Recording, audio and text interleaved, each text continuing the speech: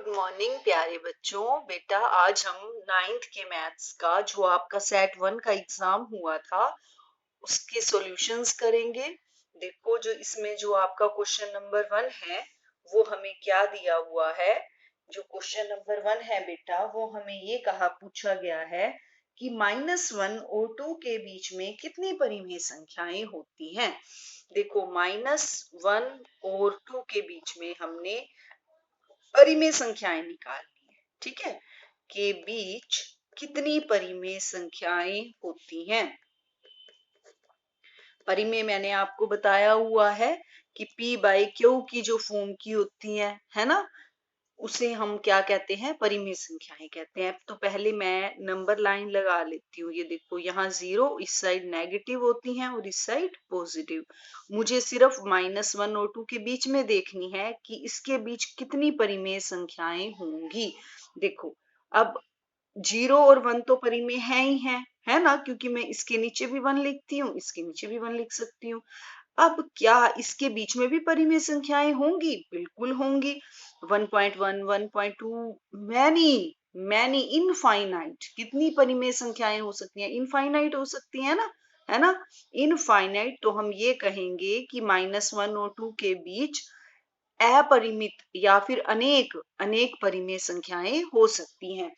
तो जो आपका ऑप्शन है वो सी आएगा इसमें, जिसमें कि आपका इंग्लिश में लिखा हुआ है इनफाइनाइट, है ना, इनफाइनाइटली मैनी। तो इनफाइनाइटली जो सॉल्यूशन होंगे इसके। ठीक है, अब क्वेश्चन नंबर 2 है, वो हमसे ये पूछा गया है कि ये जो बहुपद दिया हुआ है हमें 2x जमा 1, ठीक है, इसका शून्यक क्या है? इसका शून्यक है।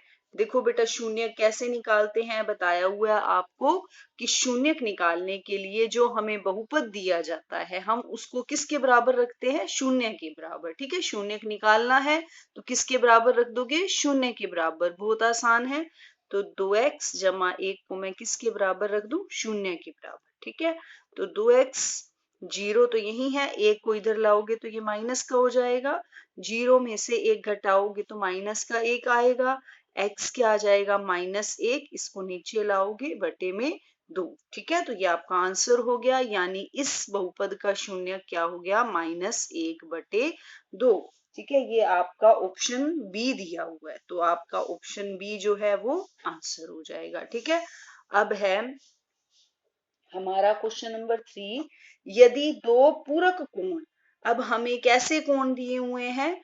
पूरक कोण जो है वो हमें 13:5 के अनुपात में दिए हुए हैं। ठीक है, और हमने कोण निकालने हैं, अनुपात में है। बहुत इजी, मैं आपको पता ही है कि जब भी हमें अनुपात दिया होता है तो हम क्या करते हैं? मान लेते हैं। माना कोण, कोण मान लो 13x और दूसरा कोण मान लो 5x। ठीक है, अब कोण कैसे हैं? पूरक। पूरक का मतलब कॉम्प्लीमेंट्री एंगल्स। पूरक कोण कौन से होते हैं? जिन कोणों का योग कितना होता है? 90 डिग्री। ठीक है, तो इन दोनों का योग कितना होगा? 90 डिग्री के बराबर।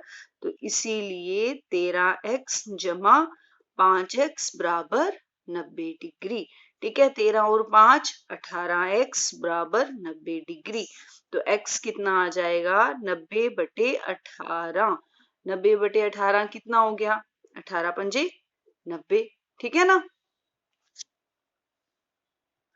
तो हमारा x कितना आ गया? 5। अब मैं कोण निकाल सकती हूँ। कोण निकालने हैं ना, दो कोण हमें 13:5 के अनुपात में दिए हुए हैं, हमने कोण ज्ञात करने हैं। तो कोण मैंने क्या माने थे? 13x और 5x। अब मैं x का मान इसमें रख देती हूँ, तो हमारा पहला कोण क्या हो जाएगा? पहला कोण 13x यानी 13 गुना 5, x का 13x का मतलब 13 को x से गुना, यानी 13 को 5 से गुना, कितना हो गया? 65 डिग्री। और दूसरा कोण क्या हो जाएगा? दूसरा कोण हो जाएगा 5x यानी कि 5 गुना 5 25, यानी मेरे कोण क्या हो गए? 65 डिग्री और 25 डिग्री। आप इनको चेक भी कर सकते हो, इन दोनों का योग कितना होना चाहिए? 90, क्योंकि दोनों कैसे हैं? पूरक कोण। तो अब आप इनको ऐड करके देखो, 5 और 5 10, 6 और 2 8 और 1 9, 90 डिग्री आ रहा है। ठीक है, तो ये आपका ऑप्शन हो जाएगा कौन सा ऑप्शन दिया हुआ है? ये बी। ठीक है, तो ये आपका आंसर हो जाएगा ऑप्शन बी। ठीक है, अब है क्वेश्चन नंबर 4। क्वेश्चन नंबर 4 में हमें क्या है, निम्नलिखित में से कौन त्रिभुज की सर्वांग समता की कसौटी नहीं है? देखो हमें ये दिया हुआ है, एक तो हमें SAS दिया हुआ है, एक ASA दिया हुआ है, और एक दिया हुआ है SSA, और एक दिया हुआ है RHS। देखो ये आपको बताया हुआ है मैंने कि त्रिभुज को जब हम सर्वांगसम प्रूव करते हैं तो ये मेथड भी हमने किया था। SAS का मतलब साइड एंगल साइड, भुजा कोण भुजा, ये नियम तो होता है हमारे से। तो ये पूछा गया है कि कौन सा नियम नहीं है, यानी कौन सी कसौटी नहीं है, तो ये तो है। ठीक है ना, ये तो आंसर नहीं हो सकता। ASA क्या होता है? एंगल साइड एंगल, यानी कोण भुजा कोण, ये भी होता है। ठीक है, SSA ये क्या है? साइड साइड एंगल, ये वाला तो नहीं होता, नहीं होता ना ये। हमने तो SAS किया है। ठीक है ना, तो और RHS भी होता है, RHS भी होता है ना। तो आपका जो ऑप्शन है वो क्या हो जाएगा? सी। ऑप्शन सी हो जाएगा आपका आंसर। ठीक है, अब क्वेश्चन नंबर 5 देखो। क्वेश्चन नंबर 5 में हमें क्या पूछा गया है? वर्गमूल 3 की घात ज्ञात कीजिए। बहुपद, बहुपद वर्गमूल 3 की घात ज्ञात कीजिए। देखो बेटा, सबसे पहले तो वर्गमूल 3 बहुपद ही नहीं है। ये बहुपद तब तक नहीं होगा जब तक इसके साथ कोई चर नहीं लगा होगा। अब मैं इसके साथ चर लगाने के लिए, अब इसमें आप ये वर्गमूल का मतलब 1/2 समझ के 1/2 मतलब लिख देना इसकी घात। ठीक है ना, पहले इसके साथ आप चर लगाओ। चर कैसे लगेगा? वर्गमूल 3 को मैं लिख सकती हूँ वर्गमूल 3 गुना 1। ठीक है, और 1 को मैं लिख सकती हूँ, कोई भी चर ले लो आप, x y z कुछ भी, तो x की पावर 0 लिख सकती हूँ मैं। ठीक है, तो यहाँ आप घात किसकी देखोगे? बहुपद की, यानी चर की। चर की घात यहाँ क्या है? 0। ठीक है, तो आपकी घात कितनी हो जाएगी? 0। ठीक है, ये आपका आंसर हो जाएगा। उसके बाद है हमारा क्वेश्चन नंबर 6। क्वेश्चन नंबर 6 में हमसे सही गलत पूछा गया है। हमसे ये पूछा गया है, पाई एक परिमेय संख्या है। देखो, क्या पाई एक परिमेय संख्या होती है? जब मैंने आपको परिमेय और अपरिमेय संख्याएं बताई थी तो मैंने आपको बताया था कि पाई का मान जो होता है वो कभी भी खत्म नहीं होता। हम इसका मान वैसे तो लेते हैं 3.14 या 22/7, लेकिन ये इसका एग्जैक्ट मान नहीं होता। इसको देखने से तो ऐसे लगता है कि पाई कैसी है? परिमेय संख्या। लेकिन वास्तव में पाई जो होती है उसका मान क्या होता है? वो कैसी संख्या होती है? अपरिमेय संख्या होती है। ये आपने याद रखना है। तो यहाँ हमें गलत कहा गया है कि पाई एक परिमेय संख्या है। ये क्या है? गलत है। ये आपका गलत जो है ये आंसर है। ठीक है, अब 7th क्वेश्चन में हमसे ये पूछा गया है कि किसी त्रिभुज की किन्हीं दो भुजाओं का योग तीसरी भुजा से अधिक होता है। ये ठीक है या गलत? देखो बेटा, कोई भी त्रिभुज हो अगर, उसकी दो भुजाओं का योग हमेशा ही तीसरी भुजा से अधिक होता है। क्योंकि आप कोई भी त्रिभुज ड्रा करके देख लो बेटा, ऐसा कभी भी नहीं होगा कि, ऐसी कोई त्रिभुज संभव ही नहीं है कि अगर मैं उन दो त्रिभुजों का योग करूं तो उनका योग तीसरी भुजा से कम हो, ऐसा कभी नहीं हो सकता। ठीक है, तो ये बिल्कुल ठीक है कि किसी त्रिभुज की दो भुजाओं का योग तीसरी भुजा से अधिक होता है। ये आपका सही है। ठीक है, अब है हमारा क्वेश्चन नंबर 8। क्वेश्चन नंबर 8 में हमसे 2 minus x square plus x cube में एक्स स्क्र का गुणांक पूछा गया है। एक्स स्क्र का गुणांक, गुणांक का मतलब होता है जिससे हम गुना हो रही है। ठीक है ना, एक्स स्क्र के साथ कौन सी रकम गुना हो रही है? देखो, ये मत ले लेना, ये तो इसके, ये तो घटा का निशान है ना बीच में, तो ये तो इसके साथ घटा हो रही है, ये इसके साथ जमा हो रही है एक्स स्क्र के साथ। ठीक है, तो गुना क्या हो रहा है? जो एक्स स्क्र के यहाँ है, यहाँ पर कौन सा नंबर है?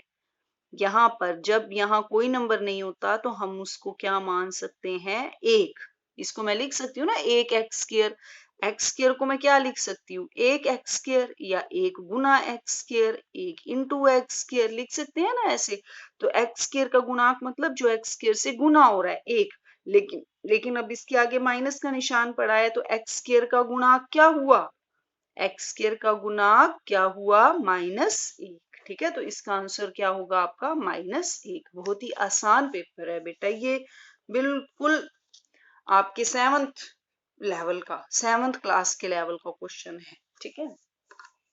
अब जो क्वेश्चन नंबर 9 है उसमें हमें ये पूछा गया है कि जो समबाहु त्रिभुज होती है, समबाहु त्रिभुज का प्रत्येक कोण कितने डिग्री का होता है, का कोण डैश होता है। बताओ कितने डिग्री का होता है प्रत्येक कोण।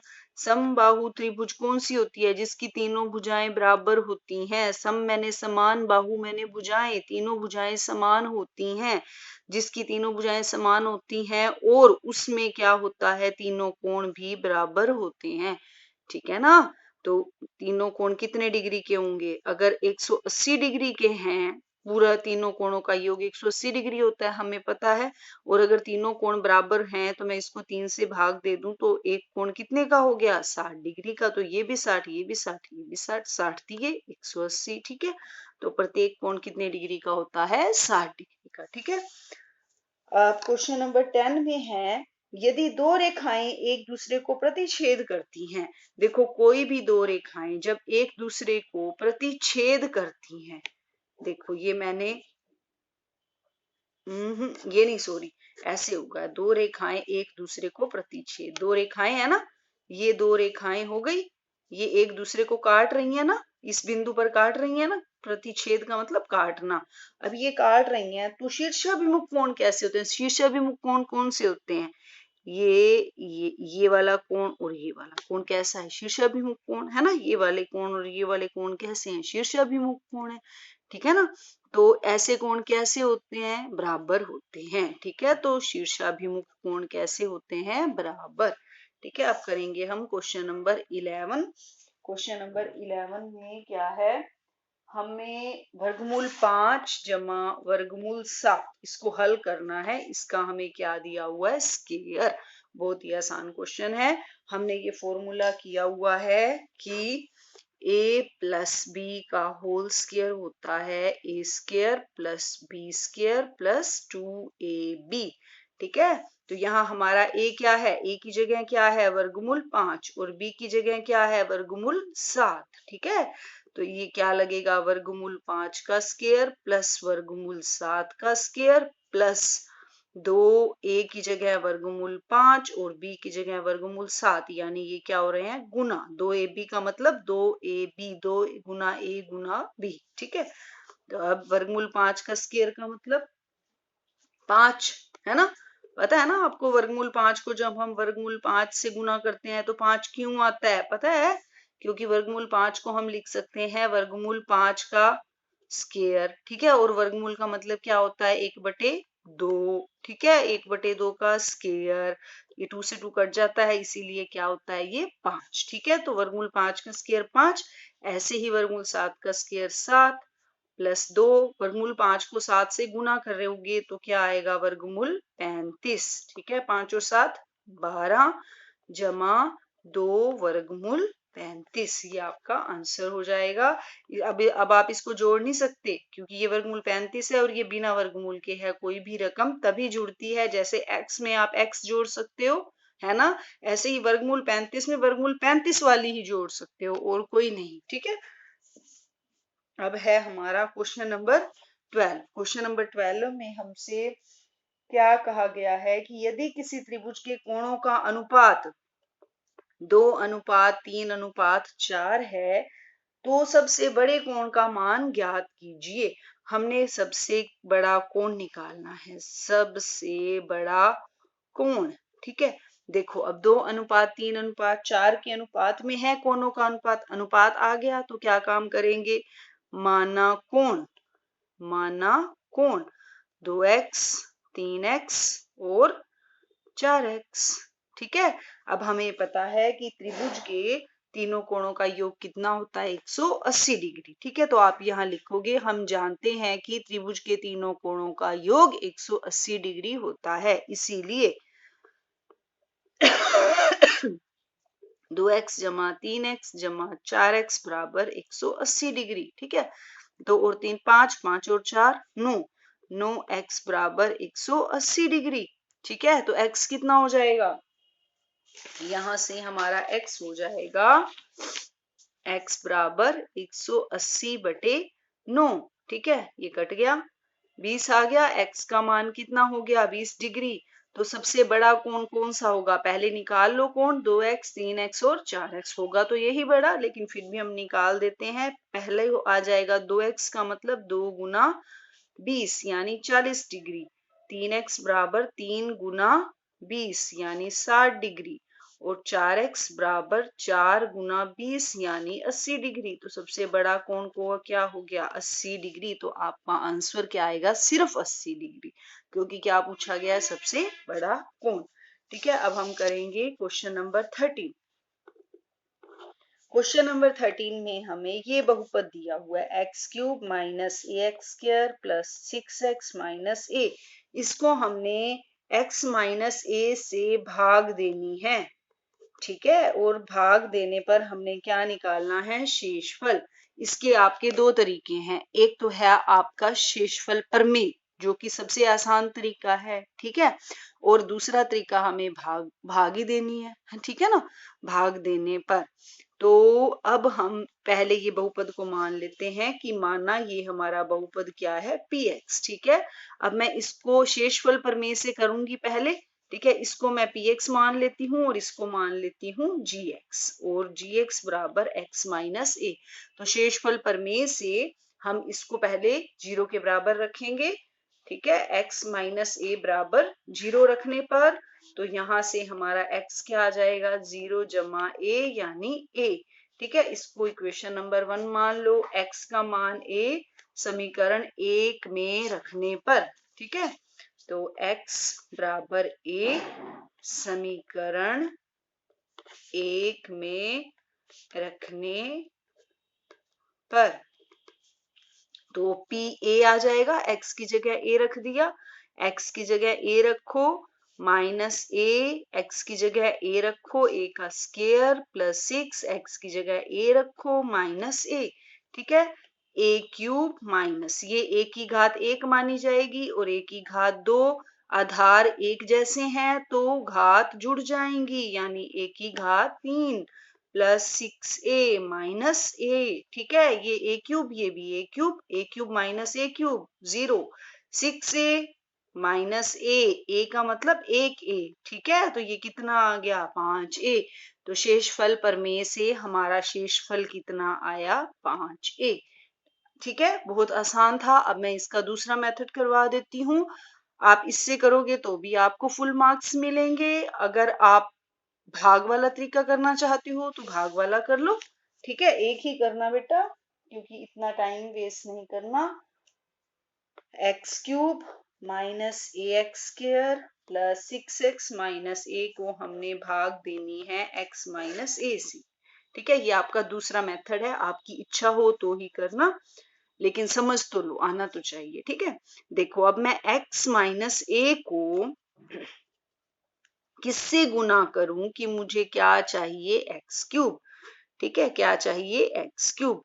एक्स को मैं एक्स की 1 को एक्स की 2 से गुना करूंगी तो एक्स क्यूब आएगा। ठीक है ना, तो इसका मतलब यहाँ पर क्या आएगा एक्स की 2। ठीक है, एक्स की 2 को पहले एक्स से गुना करो, एक्स की 3, लेकिन अब इससे भी करनी है एक्स स्क्वायर को, क्या आएगा माइनस ए एक्स स्क्वायर। ठीक है, अब यहाँ साइन चेंज करो, माइनस प्लस, ये कट गया, ये भी कट गया। ठीक है, अब क्या उतारोगे 6x। ठीक है, अब इसको 6 से गुना करूं तो 6x आ जाएगा। ठीक है, प्लस के 6 से करो इसको गुना 6x। ठीक है, अब 6 को इससे भी नहीं भूलना, माइनस के 6a। ठीक है, हमने a नहीं उतारा ना, यहाँ से a भी उतारो। अब इसके साइन चेंज करो, ये कट गया, 6a और माइनस ए 5a हो गया ना, 6a यहाँ a के माना जाएगा ना, 6 में से 1 गए 5, बड़ी के आगे कौन सा निशान है प्लस का, तो ये क्या आएगा प्लस का ही रहेगा। तो आपका शेषफल कितना आ गया 5। ये दोनों ही मेथड से हमारा आंसर सेम आया है। ठीक है, आपकी इच्छा है आप कोई भी मेथड कर लो। अब हम करेंगे क्वेश्चन नंबर 14 क्वेश्चन नंबर 14 में हमारे पास क्या है, एक आकृति दी हुई है। देखो हमें कैसी आकृति दी हुई है, मैं बना देती हूँ आकृति। ऐसे है, हमें दो समांतर रेखाएं दी हुई हैं, ए बी और सी डी, ठीक है। और ये इनको प्रतिच्छेद करती हुई रेखा है, ठीक है। ये वाला एंगल दिया हुआ है मुझे 50 डिग्री, ये वाला एंगल दिया हुआ है x, और ये वाला एंगल दिया है y, और ये वाला एंगल दिया है 130, ठीक है। और मुझे क्या निकालना है, ए बी समांतर सी डी दिया हुआ है और मुझे x और y का मान ज्ञात करना है। बहुत ही आसान क्वेश्चन है, वेरी इजी। देखो अगर दो रेखाएं समांतर होती हैं तो आप याद करो क्या क्या होता है उसमें। एक तो शीर्षाभिमुख कोण बराबर होते हैं, है ना, अंत्य कोण बराबर होते हैं, ये अंत्य कोण है ना। देखो ये वाला कोण इस रेखा के इस तरफ बन रहा है और ये वाला दूसरी तरफ बन रहा है, ठीक है ना। तो x और y कैसे कोण है, अंत्य कोण है, अंत्य कोण बराबर होते हैं। अगर मैं x या y में से कोई भी एक कोण निकाल दूं तो दूसरा भी उसके बराबर हो जाएगा। x निकालूंगी तो y उसके बराबर हो जाएगा, y निकालूंगी तो x बराबर हो जाएगा, ठीक है। अब इसको करने के दो तरीके हैं, देखो अब पहले इसको देखो आप, ये वाला कोण और ये वाला कोण, देखो इसको ध्यान से, ये यहां से लेकर यहां तक, फिर ये वाला कोण यहाँ जहां से पे ये खत्म होता है वहीं से ये शुरू होता है, यानी ये वाला कोण, ये दोनों मिलके क्या दिख रहे हैं आपको, एक सीधी रेखा पर बना कोण, है ना, बना कोण यानी लीनियर पेयर, रैखिक युग्म। तो इन दोनों कोणों का योग कितना होगा, 180 डिग्री, यानी x जमा 50 बराबर 180 डिग्री। तो x क्या हो जाएगा, 180 माइनस 50 यानी 130 डिग्री, ठीक है। यहाँ आप लिख दो, क्यों है ये 180 डिग्री, रैखिक युग्म, लीनियर पेयर, ठीक है। x कितना आ गया 130, तो y भी कितना हो जाएगा 130, क्यों, क्योंकि अंत्य एकांतर कोण बराबर होते हैं।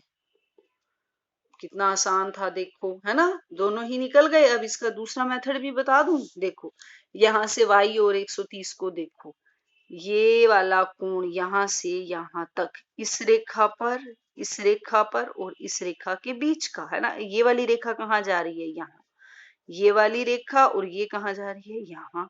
तो ये भी तो इन्हीं दो रेखाओं के बीच में है, जिन दो रेखाओं के बीच में ये वाला कोण है उन्हीं दो रेखाओं के बीच में ये है। तो ये कैसे कोण हुए, शीर्षाभिमुख कोण। तो y भी कितना हो जाएगा 130 डिग्री, ठीक है ना। अगर y 130 डिग्री है तो x भी कितना हो जाएगा, वही 130 डिग्री। क्यों, अंत्य एकांतर कोण बराबर होते हैं। चाहे तो आप इस तरीके से कर लो, चाहे आप इस तरीके से कर लो, दोनों ही तरीके आसान है और दोनों से ही हमारा आंसर सेम आता है। तो x कितना हो गया 130 डिग्री और y भी कितना हो गया 130 डिग्री। तो यहाँ पर हमारा सेट 1 का पेपर जो है कंप्लीट हो जाता है। इसे अच्छे से कर लेना, बहुत ही आसान है, बिल्कुल पक्का कर लो, एक भी नंबर आपके टेस्ट में कम नहीं होना चाहिए। Okay, thank you.